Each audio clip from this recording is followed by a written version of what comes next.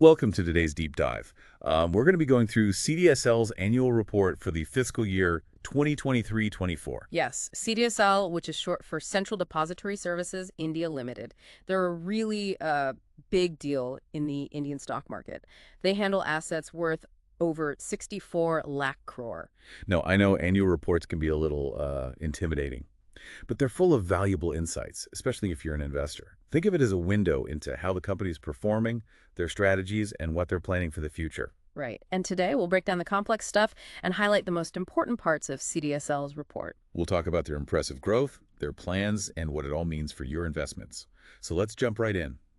CDSL's consolidated operational income reached 81,225.66 lakh for the year. Wow, that's a huge jump, almost 46% higher than the previous year. Exactly, a clear sign of their strong financial standing. But it's even more interesting when you see where all this income is coming from. Yeah, let's break it down. A major chunk comes from transaction charges, basically fees for every trade that happens. Got it, like a small fee for each transaction. Exactly. They also make money from account maintenance, settlement charges, and fees from companies listed on the exchange. I see. And the report shows some impressive increases. Annual issuer charges are up 39%, transaction charges climbed 40%, and IPO corporate action charges shot up by 86%. Now, those are some serious numbers, but what really stood out to me was the 74% jump in their online data charges. This is mainly from KYC, know your customer verification. Oh, so that means more people are going digital for their KYC. Absolutely. It's a clear sign that CDSL is tapping into the growing trend of online services, making investing more accessible and convenient. Smart move. It's all about convenience these days. And talking about the market, CDSL isn't alone, right? Right, it's a duopoly in India. You have CDSL and NSDL. But CDSL is the bigger player. In fact, they just achieved a huge milestone, becoming the first depository in India to cross 11 crore active Demat accounts in FY 2023-24. Wow, 11 crore. That's massive. And it shows a bigger picture. Demat accounts in India have been growing like crazy, from just 3.59 crore in 2019 to 15.14 crore in 2024. That's incredible growth. It tells us that the Indian capital market is booming. More people are investing, and that's partly thanks to initiatives like Atmanirbhar Bharat, which encourages domestic investment. It's like an investment revolution. Yeah. So how does CDSL fit into all of this? I mean, what's their business model? Imagine CDSL as a giant digital locker for your stocks and other investments. So instead of holding those old paper certificates, everything's safe and sound electronically. I see. So it's like a secure digital vault. But how do they actually generate revenue? Their main source of income is fees. They charge fees for all sorts of services. And these services are provided through depository participants, or DPs. So investors go through these DPs to use CDSL services. Exactly. Whether you're dematerializing shares, transferring them, or even pledging them, it all goes through the DPs. And here's where CDSL's tech side really shines. They use APIs to make sure the data exchange between DPs and themselves is seamless and secure. That's pretty impressive. And they're not just making things easier, they're making them more inclusive, too. They've launched several initiatives to reach a wider audience. Oh, absolutely. One of their most impactful programs is Aapka CAS Aapki Zubani. It means your consolidated account statement in your language. They offer these statements in 23 languages. That's great for accessibility, and they also have that multilingual chatbot, right? Yes, CDSL Buddy Sahayata 247, available 24/7 to help you out. That's very convenient. And then there's EDIs. This is a game changer, allowing investors to submit delivery instructions digitally instead of relying on those old paper forms. All of these initiatives highlight CDSL's dedication to making investing easy and user-friendly no matter who you are. And guess what? It's working. They've achieved impressive growth in revenue and profitability. That's fantastic to hear. And that brings us to their financial performance, which is always an important area to look at. Their annual report has the usual suspects, the profit and loss statement, the balance sheet, and the cash flow statement. And while we won't dive deep into the numbers, let's touch upon some key ratios. These give us a good idea of how CDSL is doing. Take their PATI margin, for example. This tells us how much profit they're making for every rupee of revenue. And CDSL, well, they have a very healthy PSL. This means they're efficient and profitable. Good news for investors. What about return on investment? What's CDSL's return on net worth like? Really impressive. It shows they're making great use of shareholder investments to generate strong returns. That's definitely a win. And speaking of wins, they announced a record dividend of 22 per share this year. That includes a special dividend of 3 per share to celebrate their silver jubilee. A generous reward for shareholders and a clear sign of their success and confidence. So we have a financially solid company, innovative technology, and a focus on inclusivity. But what about the people behind it all? Can you tell us a bit about CDSL's leadership, starting with Mr. Nihal Vora, their MD and CEO? Mr. Vora has a long and successful history in the Indian capital markets. He's worked at BSE, DSP Merrill Lynch, and even SEBI, India's market regulator, before coming to CDSL in 2019. Wow, that's quite a journey. And under his guidance, CDSL has achieved some remarkable milestones. Absolutely. Besides that incredible growth in demat accounts, they've also received some prestigious awards. In 2023, they were named Central Securities Depository of the Year at the Asset Servicing Times Industry Excellence Awards and Highly Recommended Market Infrastructure Institution of the Year at the Regulation Asia Awards. It sounds like Mr. Vora and his team are really making a mark. But let's be realistic. No business is without its challenges. What are some of the risks CDSL acknowledges in their report? They're very transparent about the risks they face, which is a good sign. Some are external, like regulatory changes and competition. Others are internal, such as cybersecurity threats, potential natural disasters, and even technology disruptions. Cybersecurity is a big concern these days. With all the data breaches happening, how does CDSL addressing this?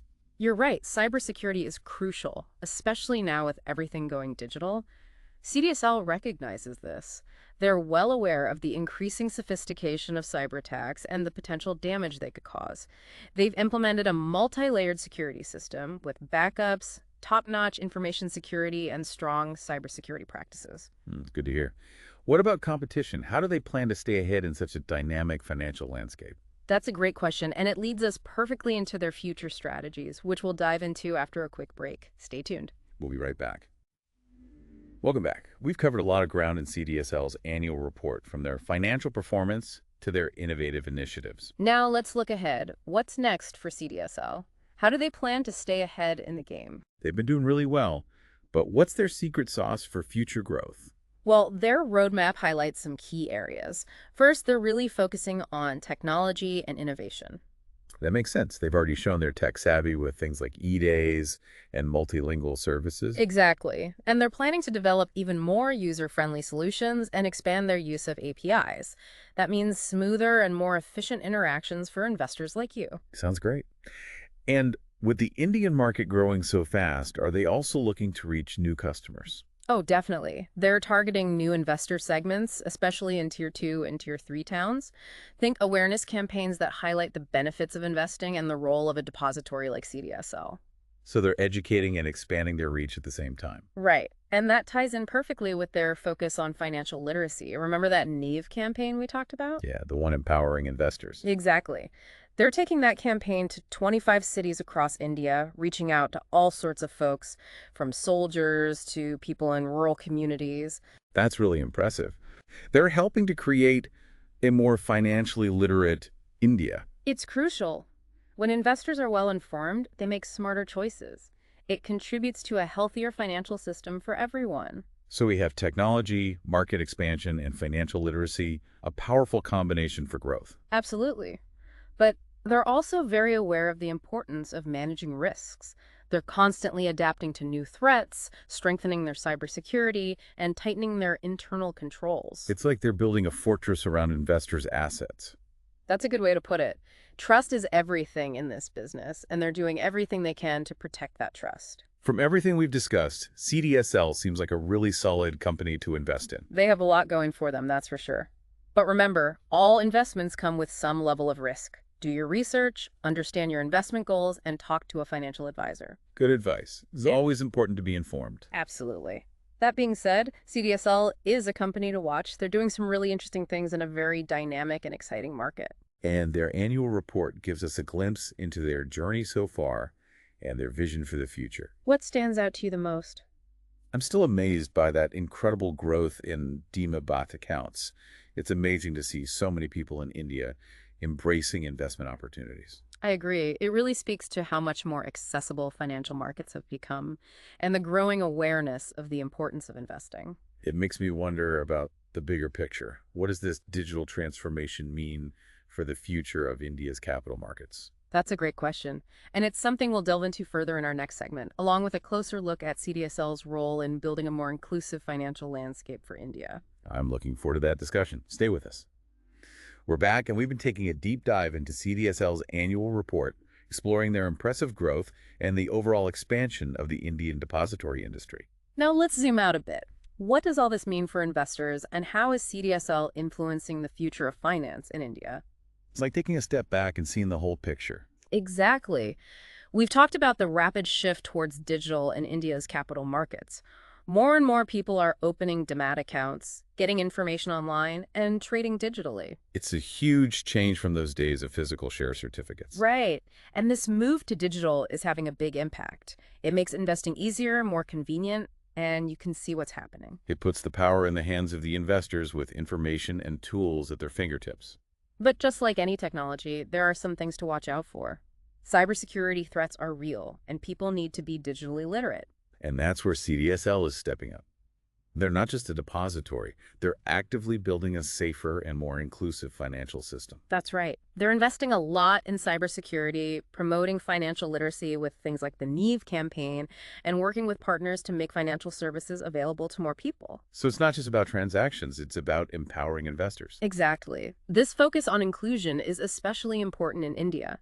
There are still so many people who don't have access to regular financial services. And CDSL is trying to bridge that gap.